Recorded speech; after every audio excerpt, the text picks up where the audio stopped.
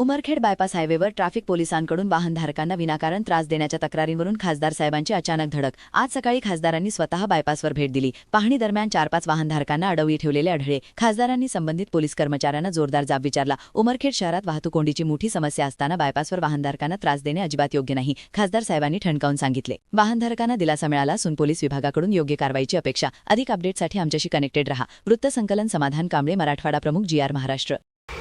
Hello, गुंडे साहेब नमस्कार. काय लावलंय हो इकडे? रोजच्या रोज काय लावलंय रोडवर? अरे लोक परेशान होऊन चालले तर लोक इथं.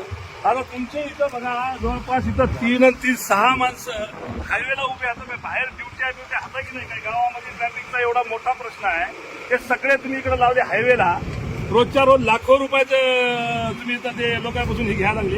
एक दिवस ठीक आहे, 2 दिवस ठीक आहे,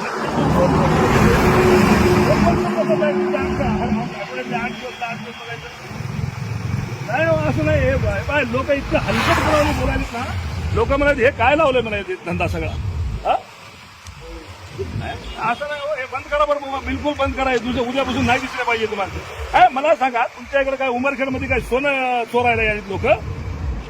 काय कशासाठी आहे मोहीम मला काय लक्षातच येईना. नाही बिलकुल बंद करून टाका साहेब. उद्यापासून तुमच्याकडे वाहनं नाही दिसले पाहिजे मला, बरं का. लय परेशान व्हायला लागलेत लोक. महाराष्ट्रात कुठं नाही, आपल्याच इथं आहे. काय पद्धत आहे?